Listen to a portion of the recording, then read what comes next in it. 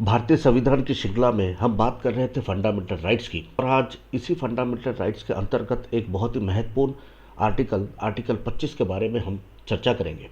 Article 25 जो हम सबको अपने मन मुताबिक अपने हिसाब से किसी भी धर्म, मजहब या रिलीजन को मानने का, उसका पालन करने का और उसका प्रचार करने का अधिकार और स्वतंत्रता देता है। सभी को जय श्री राम। मैं राष्ट्रवादी आप सभी का इस कार्यक्रम में बहुत हार्दिक स्वागत करता हूं। तो आइए बंधुओं, बात करते हैं आर्टिकल 25 की। इसे विस्तार से जानने और समझने का प्रयास करते हैं। आर्टिकल 25 जिसका हेडिंग है right to freedom of religion. इस हेडिंग में 4 आर्टिकल आते हैं, आर्टिकल 25, 26, 27 और 28। आज हम बात कर रहे हैं आर्टिकल 25 की, जो कहता है freedom of conscious and free profession, practice and propagation of religion. मतलब पढ़ते ही हमको समझ में आ गया कि हम अपने मन मुताबिक अपने हिसाब से किसी भी धर्म को मान सकते हैं, पालन कर सकते हैं और उसका प्रचार कर सकते हैं। इसका पहला clause, subject to public order, morality and health and to the other provisions of this part, all persons are equally entitled to freedom of conscience and the right freely to profess, practice and propagate religion. मतलब सभी को अपने अंतःकरण की स्वतंत्रता और धर्म को अबाध रूप से मानने का, पालन करने का और प्रचार प्रसार करने का अधिकार और स्वतंत्रता है। बंधुओं, लेकिन ये जो पहली लाइन है क्लॉज का कि subject to public order, morality and health and to the other provisions of this part, कोई भी व्यक्ति वो चाहे किसी धर्म मजहब का हो, अपने रिलीजन को मानते हुए, उसका पालन करते हुए, उसका प्रचार या प्रसार करते हुए वो कोई ऐसा काम नहीं कर सकता जिससे पब्लिक ऑर्डर डिस्टर्ब हो, मोरालिटी के अगेंस्ट हो या किसी के हेल्थ को नुकसान पहुंचाए। और इस पार्ट में जितने प्रोविजंस हैं, इस पार्ट में मतलब पार्ट 3 फंडामेंटल राइट्स, मूल अधिकार में जितने आर्टिकल है उसका वायलेशन ना हो, ऐसा कोई काम नहीं करेगा वो। इसकी अनुमति संविधान किसी को नहीं देता, वो चाहे किसी धर्म, मजहब या रिलीजन का व्यक्ति हो। जैसे उदाहरण के तौर पे धर्म का पालन करते हुए कोई व्यक्ति यातायात को रोककर, सड़क को जाम करके यदि नमाज पढ़ने लगे और वो ये कहे कि ये तो मेरा संविधानिक अधिकार है, ये मेरा धर्म को पालन करने का अधिकार है क्योंकि ये एसेंशियल पार्ट है मेरे रिलीजियस प्रैक्टिस का, तो संविधान इस बात की अनुमति किसी को नहीं देता कि आप सड़क पर नमाज पढ़े, यातायात को रोक दे, सड़क जाम कर दे क्योंकि पब्लिक ऑर्डर डिस्टर्ब हो गया। आपको पब्लिक ऑर्डर को मेंटेन करना है, वो चाहे किसी धर्म मजहब का हो, उसको ये करने की अनुमति नहीं है। मोरालिटी का तो वैसे कोई डेफिनेशन नहीं है, लेकिन भारतीय संस्कृति में नैतिकता के जो आधार है, जो एक कॉमन चीज़ है, जो हम सबको पता है कि हम कभी कोई ऐसा काम ना करें कि जिससे औरों को, किसी और को तकलीफ़ हो, कष्ट पहुँचे, यातना पहुँचे, पीड़ा पहुँचे, या हम कोई ऐसी बात ना करें, ऐसा कोई काम ना करें जिससे औरों के मूल अधिकारों का उल्लंघन हो। जैसे सबसे नैतिकता का मूल आधार क्या है कि मैं किसी अन्य धर्मों का, वो चाहे कोई धर्म मजहब हो, उसका अपमान ना करूं, अकारण मैं कोई ऐसी बात ना कहूं जिससे किसी को मैं नीचा दिखाऊं या कोई खराब बात बोलूं, इसकी भी संविधान किसी को अनुमति नहीं देता। जैसे एक उदाहरण शेयर करना चाहूँगा।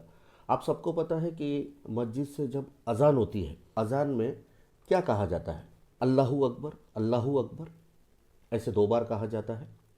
उसके बाद उसका नेक्स्ट अजान का जो हिस्सा है, जब वो अजान देते हैं लाउड स्पीकर पे, जो मुअज्जिन अजान देता है मस्जिद से, अशहदु अल्लाह इलाहा इल्लल्लाह, ऐसे भी 2 बार कहते हैं, अशहदु अल्लाह इलाहा इल्लल्लाह। ये अरबी भाषा में है, हमको तो किसी को इसका अर्थ ठीक से पता ही नहीं है, अधिकतर लोगों को।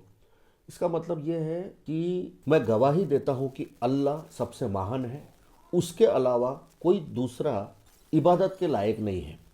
एक सीधी भाषा में, सरल भाषा में, अल्लाह ही एक है जो सबसे महान है, उसके अतिरिक्त कोई दूसरा ईश्वर या पूज्य प्रभु नहीं है। इसका अर्थ क्या हुआ? जो लोग हमेशा दम भरते हैं कि इस्लाम ये शांति का मज़हब है, ये अमन का मज़हब है, उन्हीं के जानिब से मुसलमान ये गवाही दे रहे हैं कि अल्लाह ही केवल एकमात्र ऐसे पूज्य है, पूज्य प्रभु है, उसके अतिरिक्त कोई नहीं है। मतलब जो अन्य धर्मों के जो भी कोई व्यक्ति अपने ईश्वर या भगवान को माने, या कोई रिलीजन का व्यक्ति अपने गॉड को मानता है, क्या वो पूज्य नहीं है, वो इबादत के लायक नहीं है? आप अपने अल्लाह को महान कहते हैं, इससे किसी को दिक्कत नहीं है और होनी भी नहीं चाहिए। किंतु एट द सेम टाइम जब कोई अन्य धर्म के लोग अपने ईश्वर को महान कहते हैं या उनकी वो पूजा करते हैं, तो वो उसका अधिकार है। लेकिन ये किसी को कहने का अधिकार नहीं है, ये नैतिकता का आधार नहीं हो सकता, ये मॉरलिटी के खिलाफ है कि मैं जिसको भी मान रहा हूँ वही पूज्य प्रभु है, उसके अतिरिक्त कोई दूसरा नहीं है। इसका तो मतलब यही है। और इस्लाम की जानिब से मुसलमान हमेशा दम भरते हैं कि इस्लाम तो ये अमन का मज़हब है। इस पर सबको गौर करना चाहिए। अधिकतर लोगों को इसका अर्थ पता ही नहीं है।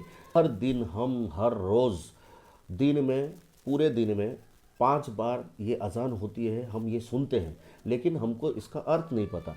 मैं तो ये यहाँ तक कहूँगा, अधिकतर शायद मुसलमानों को तो पता ही होगा, लेकिन अधिकतर लोगों को, गैर मुस्लिम को तो पता ही नहीं ना, क्योंकि ये अरबी भाषा में अजान होती है। अरबी भाषा किसको पता है ठीक से? इसका अर्थ निकालेंगे तो इसका अर्थ यही होता है कि अल्लाह सबसे महान है, ठीक है, कोई दिक्कत नहीं, किंतु उसके अतिरिक्त कोई दूसरा पूज्य प्रभु नहीं है। तो अन्य धर्मों का, अन्य रिलीजन का इसमें अपमान नहीं हुआ? ये तो सरासर अपमान है, ये नैतिकता नहीं है, ये अनैतिकता है।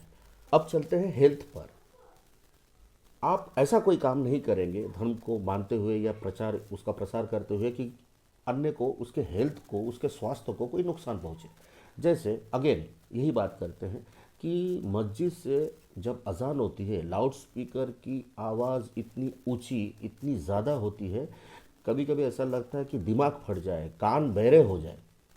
इससे सबसे ज़्यादा जो नुकसान हेल्थ को होता है या तकलीफ़ पहुंचती है, वो छोटे बच्चों को या बुज़ुर्गों को, जिनको कोई हेल्थ इशू है, हेल्थ प्रॉब्लम है, कोई हार्ट का प्रॉब्लम हो सकता है, किसको हेयरिंग का प्रॉब्लम हो सकता है, बच्चे ज़्यादा आवाज़ से डर जाते हैं। यहाँ हेल्थ सिर्फ मनुष्य के लिए नहीं है, यहाँ हेल्थ कहा गया है, इससे हर प्राणी का आधार है। अब जानवर भी डर सकते हैं।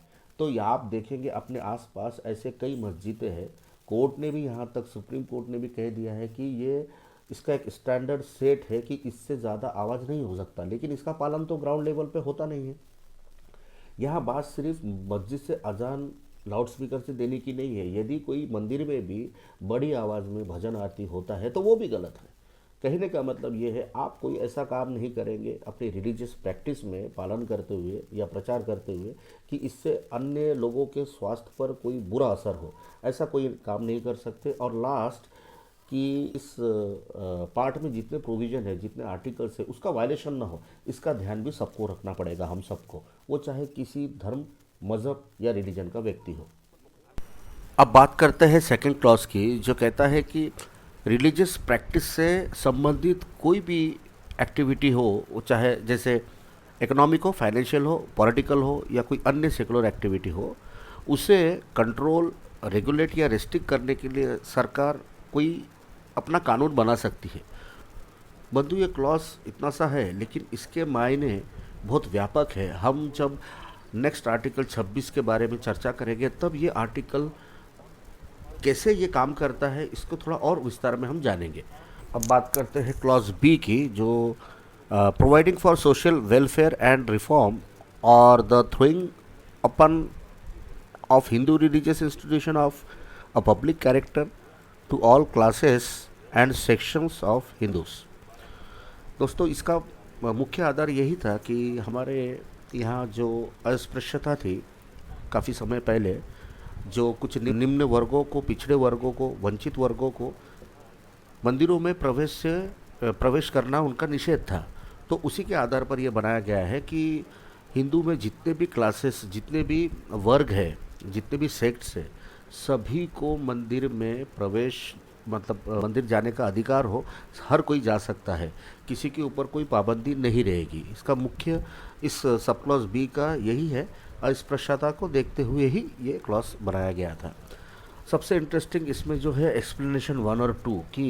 1 ये कहता है कि जो हमारे सिख संप्रदाय के बंधु हैं वो अपने साथ में कृपान रख सकते हैं। जैसे आप सबको पता है कि जो 5 ककार है सिख संप्रदाय में, केश, कंघा, कच्छा, कृपान और कढ़ा। तो कृपान को कुछ लोग कटार भी कहते हैं। तो ये 5 ककार जो सिख संप्रदाय में एसेंशियल प्रैक्टिस में माना जाता है, इसलिए उनको कृपान रखने की अनुमति संविधान ने भी दी है। अब इसका जो एक्सप्लेनेशन 2 है बंधुओं, क्या कहता है, in sub clause B of clause 2 the reference Hindus shall be construed as including a reference to persons professing the Sikh, Jain or Buddhist religion and the reference to Hindu religious institutions shall be constituted accordingly। इसका सरल माने ये है कि सिख, जैन और बौद्ध संप्रदाय भी हिंदू के अंतर्गत आते हैं, यानी वो सब हिंदू है। पहले इस एक्सप्लेनेशन से, इस आर्टिकल 25 में जो क्लॉज बी है, इसके एक्सप्लेनेशन से डॉक्टर बी आर अम्बेडकर को दिक्कत थी, वो उससे सहमत नहीं थे, लेकिन आगे चल के उन्होंने अपनी सहमति दे दी। क्या इसके पीछे कारण था, उसके लिए हमको थोड़ा सा पीछे जाना पड़ेगा इतिहास में। आइए देखते हैं क्या हुआ था। बाबा साहब डॉक्टर अम्बेडकर ने जब 1935 में ये घोषणा कर दी थी कि मैं हिंदू धर्म को त्याग दूंगा, तब उनको काफ़ी सारे ऑफर्स आने लगे, लेकिन उन्होंने तुरंत कोई दूसरा धर्म या मज़हब, रिलीजन कोई अपनाया नहीं।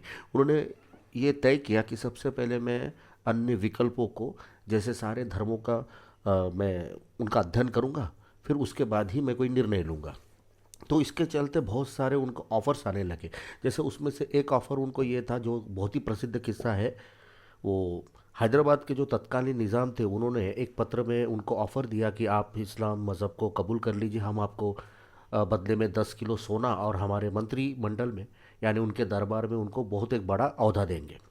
लेकिन डॉक्टर बी आर अम्बेडकर ने इस ऑफ़र को बिल्कुल इन पर विचार न करते हुए उसको सरासर ठुकरा दिया, ये कहकर कि वो कभी भी किसी भी विदेशी मूल के धर्म को अपनाएंगे नहीं, वो केवल भारतीय संस्कृति के ही किसी धर्म को वो अपनाएंगे। इसलिए उन्होंने अध्ययन शुरू कर दिया। उन्होंने लगभग सारे धर्मों का उन्होंने अध्ययन किया, और इस बीच में वो उनको जब ऑफ़र क्रिश्चियन मिशनरी की तरफ से भी काफ़ी उनको ऑफ़र्स आने लगे, लेकिन उन्होंने, जैसा कि उनका ये विचार था कि अगर वो किसी विदेशी मूल के धर्म को वो अपनाते हैं, जैसे चाहे वो इस्लाम हो चाहे वो क्रिश्चियनिटी हो, अगर वो इस्लाम को अपनाते हैं तो जो मुसलमान शासकों ने इस देश पर काफ़ी समय तक उन्होंने हुकूमत की है, गुलाम बना के रखा था, तो वो नहीं चाहते थे कि उसी मज़हब को वो अपना कर उनको और बल दे, सशक्त बनाए।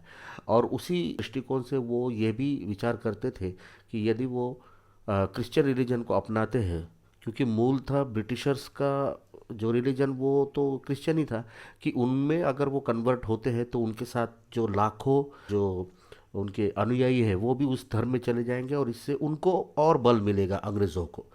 इसलिए वो चाहते थे कि किसी भारतीय संस्कृति के ही धर्म को वो अपनाए। तो उन्होंने जब सारे धर्मों का वो अध्ययन करने लगे, तो उनका झुकाव, उनका आकर्षण सिख संप्रदाय की ओर काफ़ी हो चुका था। 1936 में अप्रैल में सिख मिशन के एक सम्मेलन में अमृतसर में वो गए थे, तो उस समय केरल के कुछ दलित पिछड़े सिख धर्म में परिवर्तित भी हो चुके थे। डॉक्टर अंबेडकर जी ने सितंबर 1936 में उन्होंने अपने अनुयायियों को अमृतसर भेजा सिख मिशन में अध्ययन करने के लिए सिख धर्म पर। और जब उन्होंने अंततः 1939 को उन्होंने जब ये डिसीजन लिया कि वो सिख धर्म को अपनाएंगे, सिख संप्रदाय में वो जाएंगे अपने अनुयायियों के साथ, 1939 में बैसाखी के दिन अमृतसर के में जो अखिल भारतीय सिख मिशन सम्मेलन में डॉक्टर अंबेडकर ने अपने अनुयायियों को पगड़ी पहनाई, तो उन्होंने अपने भतीजों को अमृत लेने भेजा खालसा सिख बनने के लिए। तो उस समय जो सिख धर्म के जो एक नेता थे, मास्टर तारा सिंह जी, जो पिछड़े वर्ग के बहुत बड़े नेता माने जाते थे, उनके साथ उनका कुछ वाद विवाद हुआ।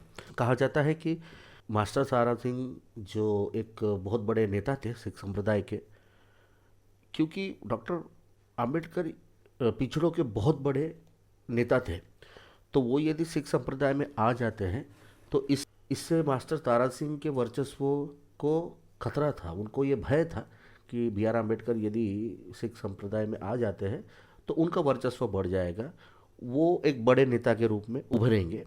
और साथ ही में इनको 25,000 रुपये देने का वादा किया गया था बाबा साहेब को, लेकिन वो 25,000 उन्हें कभी मिले नहीं। लेकिन कारण ये नहीं है कि उन्होंने सिख संप्रदाय को क्यों नहीं अपनाया, बात 25,000 की नहीं है। जैसे कि अभी हमने बात की कि हैदराबाद के तत्कालीन निज़ाम ने तो उनको 10 किलो सोना और काफ़ी चीज़ें ऑफ़र की थी, लेकिन उन्होंने तो इनकार कर दिया। तो लोभ लालचवश कभी बाबा साहेब ने कोई डिसीजन नहीं लिया, वो केवल समाज और राष्ट्र के हित में सोचते थे। बाद में 1942, 43, 44 के समय उन्होंने काफ़ी मन बना लिया था कि वो बौद्ध धर्म को अपनाएंगे, लेकिन उन्होंने आखिरकार 14 अक्टूबर 1956 को बौद्ध धर्म को अपनाया। कहने का मतलब ये है दोस्तों, जब संविधान सभा में ये विषय उठा था कि आर्टिकल 25 में इन सभी को, यानी बौद्ध, जैन, सिख, सभी को हिंदू माना जाएगा, उन्होंने पहले इस बात की आपत्ति थी, लेकिन बाद में वो सहमत हो गए ये सोचकर कि है तो ये सारे भारतीय मूल संस्कृति के ही धर्म हैं। तो बाद में उन्होंने अपनी सहमति दे दी थी। लेकिन कांग्रेस ने 92 में, 92 में उन्होंने जब ये national commission for minority act 1992 में लाया, उस समय उन्होंने उसमें मुस्लिमों को, क्रिश्चियनों को, पारसियों को और यहूदियों को तो रखा ही, साथ में जैन, बौद्ध और सिख को भी उसमें डाल दिया गया, क्योंकि कांग्रेस को तो तोड़ना ही ज़्यादा उनको अधिक आता है। तो उन्होंने हिंदुओं की शक्तियों को क्षीण करने के लिए, उनको तोड़ने के लिए 92 में ये एक्ट बनाया। उसके बाद 94 में national minorities development and finance corporation, इसका भी गठन किया। और 2006 में तो उन्होंने माइनॉरिटी अफेयर्स मिनिस्ट्री ही बना डाली। तो कहने का मतलब ये है बंधुओं कि जो आर्टिकल 25 कहता है कि हिंदू, बौद्ध, जैन और सिख ये सभी को हिंदू माना जाएगा, लेकिन इनको 92 के जो माइनॉरिटी एक्ट, माइनॉरिटी कमीशन के एक्ट बना कर इन्होंने जो ये एक बहुत बड़ा, क्या कहेंगे, तोड़ने का जो इन्होंने प्रयास किया, प्रयास क्या तोड़ ही दिया। तो इन सभी को धर्म और जातियों में इन्होंने, कांग्रेस ने बांट दिया। तो बंधुओं, ये था आर्टिकल 25। अब बात करते हैं अगले आर्टिकल की।